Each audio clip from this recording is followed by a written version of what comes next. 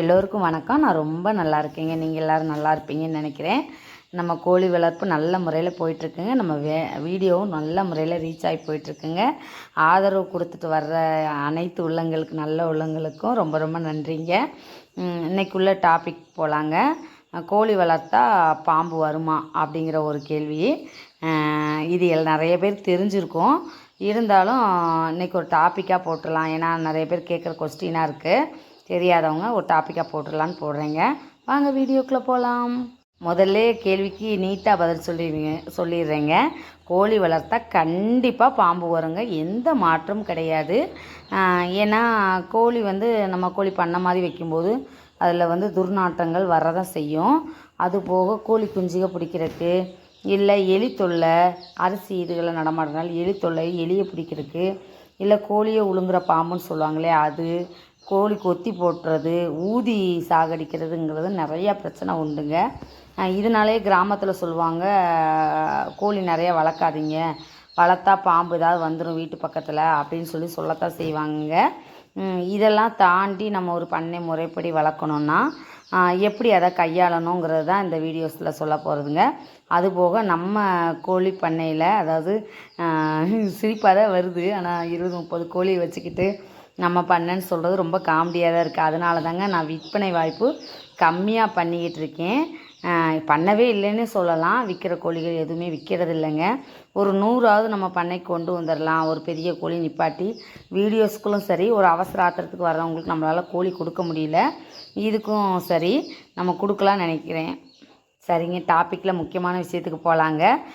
கோழி வளர்த்தா கண்டிப்பாக பாம்பு வருங்க. இதனால் என்ன செய்யணுன்னா, ஒரு பண்ணை ரீதியாக வளர்த்தாலும் சரி, நம்ம வீடு பக்கத்தில் வளர்த்தாலும் சரி, அதை எப்படி நம்ம பாதுகாப்பாக வச்சுக்கணும், அது போக நம்ம வீட்டுக்குள்ளே நுழையாத அளவுக்கு நம்ம ஏற்பாடு பண்ணிக்கணுங்கிறது தான் நம்ம அதில் சக்ஸஸ் பண்ணுறக்குள்ள ஒரு இதுன்னே சொல்லிக்கலாங்க. எப்படின்னா, நம்ம கோழி பண்ண மாதிரி வச்சிட்டோன்னா வீட்டிலேருந்து கொஞ்சம் தூரம் தள்ளி, அதாவது கோழிக்கு ஆபத்து ஏற்பட்டாலும் நமக்கு எதுவும் ஆபத்து வராத அளவுக்கு கொஞ்சம் தள்ளியே போட்டுருங்க செட்டு.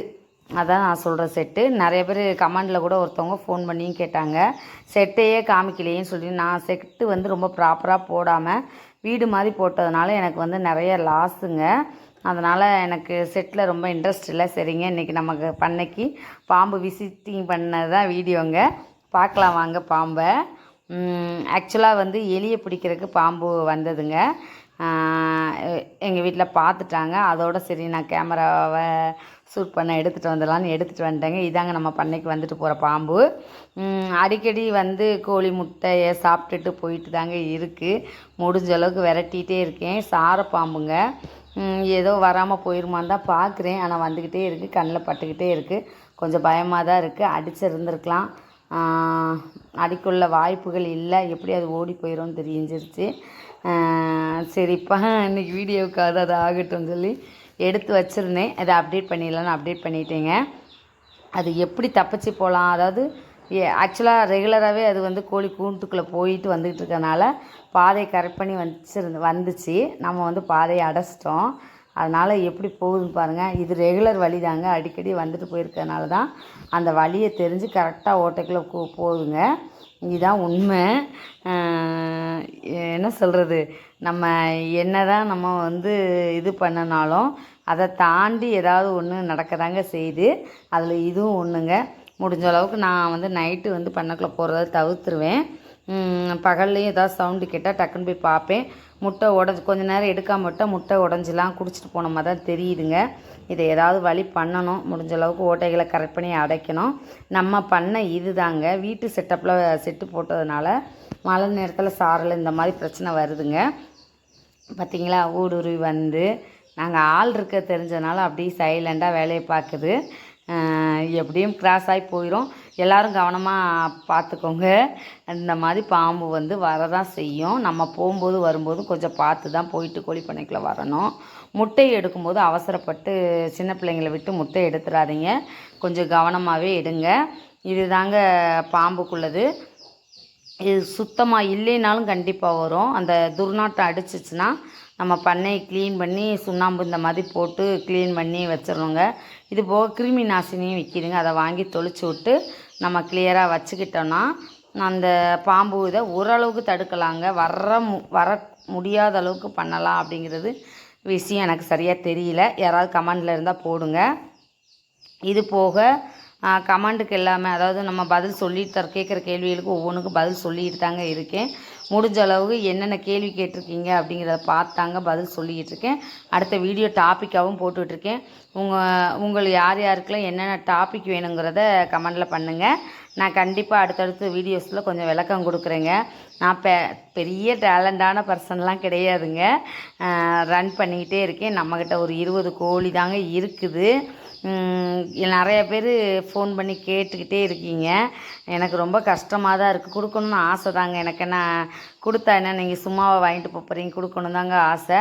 ஒரு வீடியோ போட்டோன்னே அடுத்து ரீச் ஆகிற ஒரே இது ஃபோனு, வாட்ஸ்அப்பு, மெசேஜ் எல்லாத்துலேயும் ஒரே கேள்வி தான், கோழி குஞ்சு எவ்வளவு, என்ன யாது அப்படிங்கிற மாதிரி. நான் இப்போதைக்கு கோழி குஞ்சு கொடுக்கலைங்க. எனக்கு பண்ணைக்காக செட் பண்ணிக்கிட்டு இருக்கேன். அடுத்தடுத்த பேட்ஜ் எடுத்து விட்டுக்கிட்டே இருக்கேன். அந்த பேட்ஜ் செட்டப் முடிய நம்மளே அளவுக்கு அதிகமாக ஆகும்போது நம்மளே சேல்ஸ் வீடியோ போட்டுடலான்னு நினைக்கிறேங்க.